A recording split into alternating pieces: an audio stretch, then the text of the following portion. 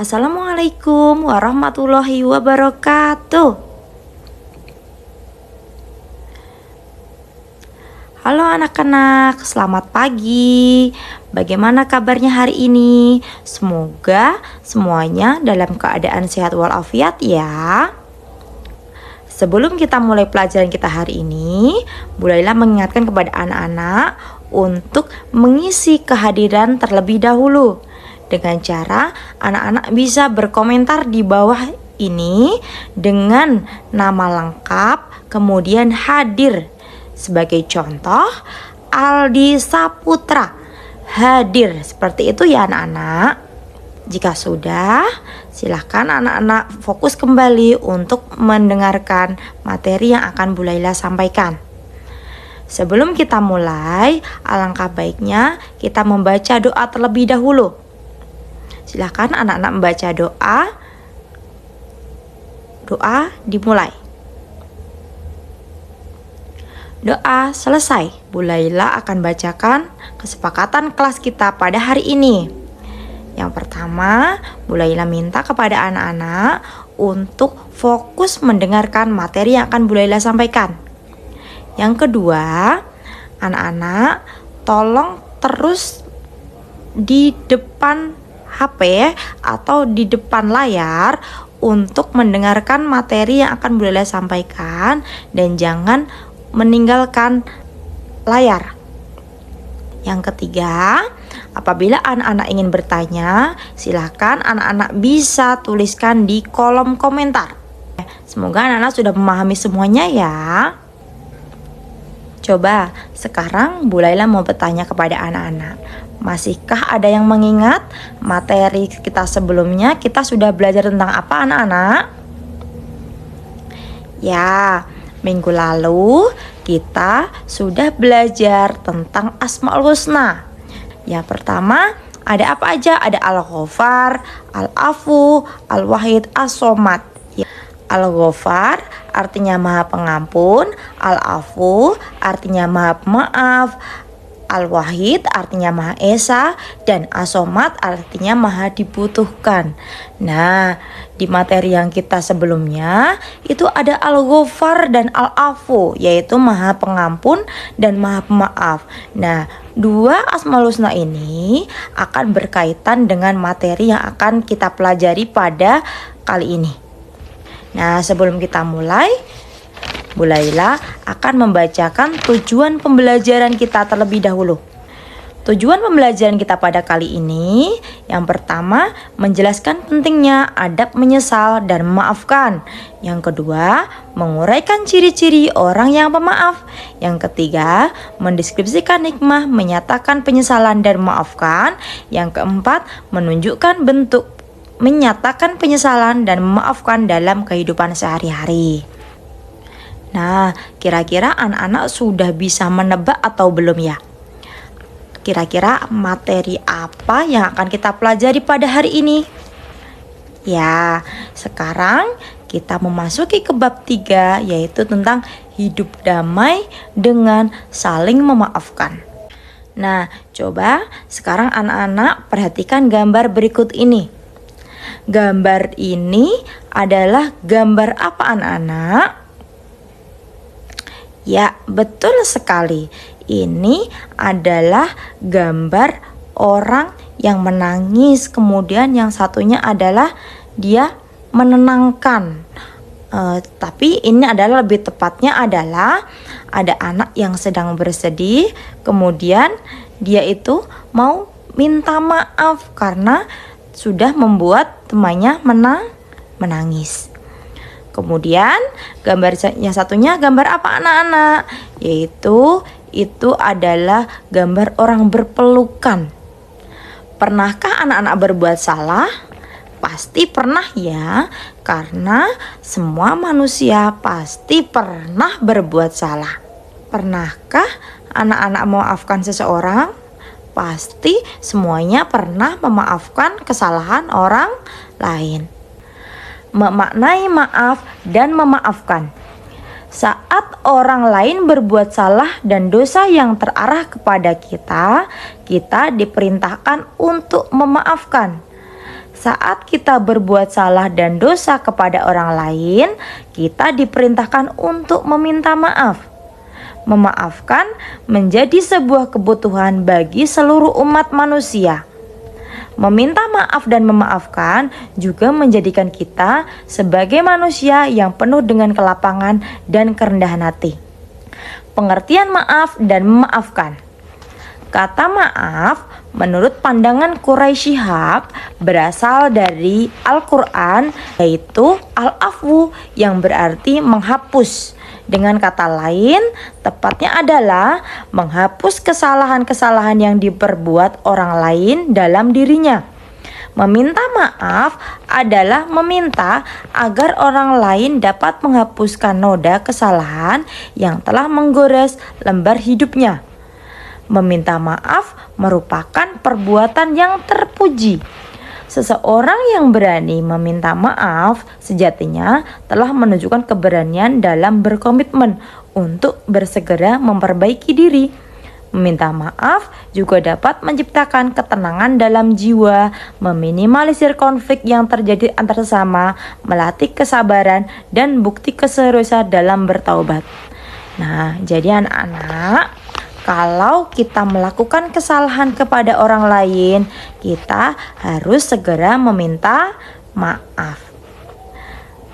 Sebaliknya, kalau orang lain juga berbuat salah kepada kita, kita bagaimana seharusnya? Yaitu kita memaafkan. Nah, jangan orang lain mau minta maaf kepada kita, tapi kita tidak mau memaafkan. Itu tidak boleh ya. Nah, jadi kalau kita merasa kita tuh sudah menjahati teman kita misalnya, nah kita segera minta maaf. Biar apa? Biar hati kita itu menjadi tenang. Terus kemudian menghindari konflik. Coba bayangkan saja apabila kita tidak minta maaf kepada teman kita, terus teman kita merasa sakit hati, kemudian menjadi berantem, terus dia nggak mau lagi berteman dengan kita. Nah, itu akan memunculkan konflik-konflik yang tidak baik. Maka sebaiknya kalau kita berbuat salah, kita segera untuk meminta maaf. Dalam salah satu sabdanya yang diriwayatkan oleh Abu Ayyub Al-Ansari radhiyallahu anhu, Rasulullah bersabda yang artinya, tidak halal bagi seorang muslim mendiamkan saudaranya melebihi 3 malam. Jika bertemu yang ini berpaling dan ini juga berpaling, dan sebaik-baik dari keduanya adalah yang memulai mengucapkan salam. Hadis riwayat Bukhari. Nah, di sini dijelaskan bahwa tidak baik kita itu mendiamkan saudara kita, mendiamkan teman kita melebihi 3 malam. Seperti itu ya. Jadi memang kalau kita berbuat salah segera minta maaf. Jangan sampai 3 malam, 3 hari kita belum meminta maaf, itu tidak boleh. Hukum memaafkan seseorang. Nih ada hadis lagi dari Abu Hurairah radhiyallahu anhu, Rasulullah bersabda yang artinya, barang siapa yang didatangi saudaranya sesama muslim untuk mengakui dan meminta maaf atas kesalahannya, maka hendaklah dia menerimanya, baik dia yang bersalah atau benar.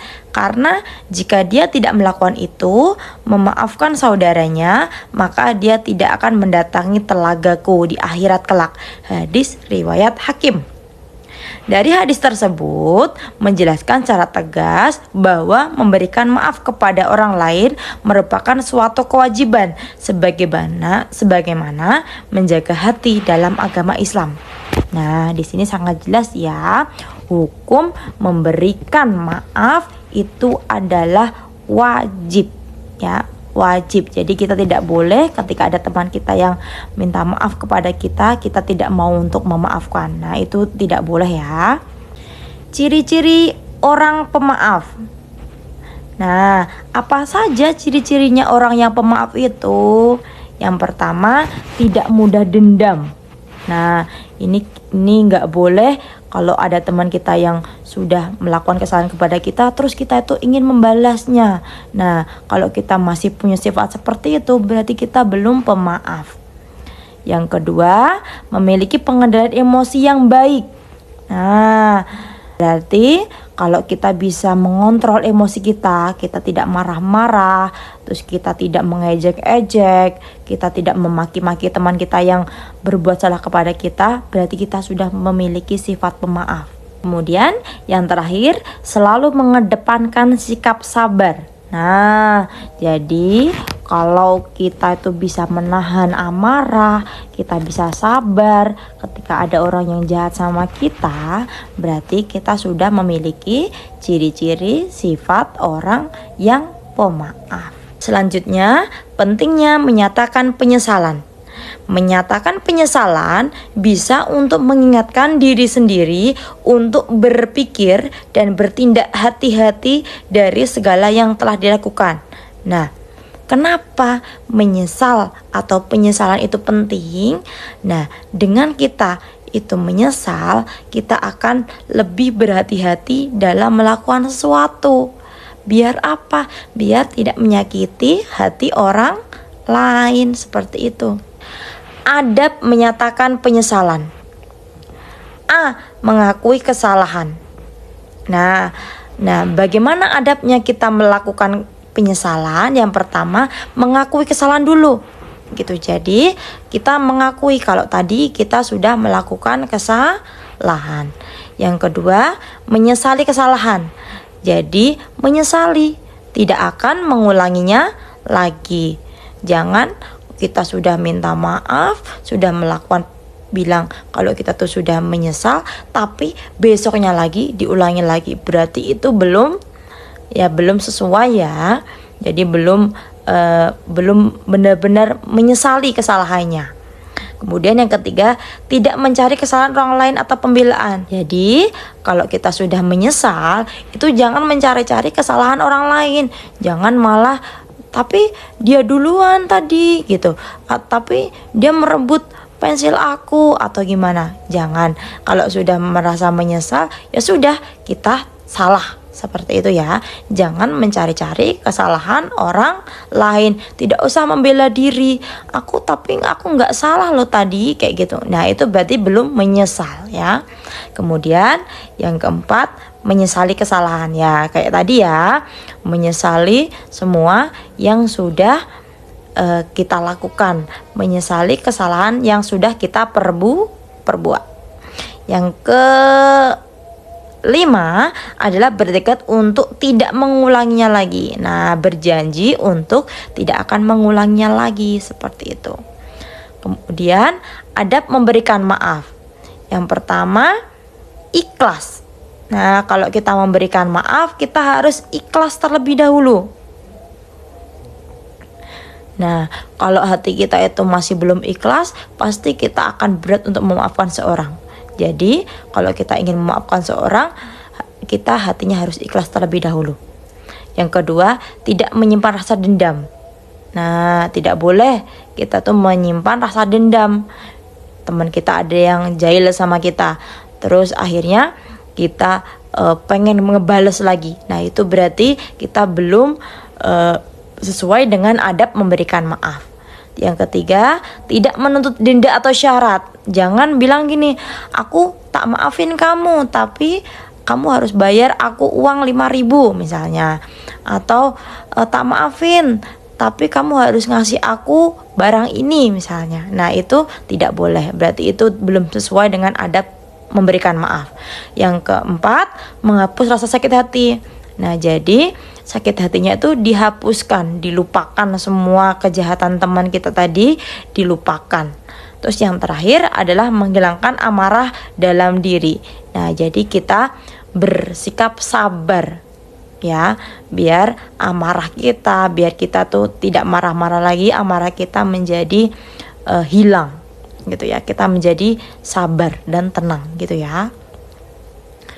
Kemudian keutamaan memaafkan seseorang. Yang pertama apa? Kalau kita memaafkan seseorang, yang pertama akan dicintai oleh Allah. Yang kedua, mendapatkan pengampunan dari Allah. Dan yang ketiga, batin kita menjadi tenang. Nah, kalau kita ada teman kita yang salah nih sama kita, terus kita memaafkan orang itu, hati kita akan menjadi tenang atau tidak?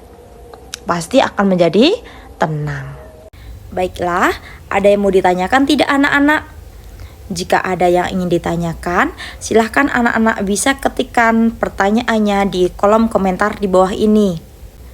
Untuk selanjutnya, silakan anak-anak bisa membuka LKS-nya halaman 30 dan anak-anak silahkan kerjakan halaman 30 mengerjakan isai 1 sampai 5. Nah, bagaimana?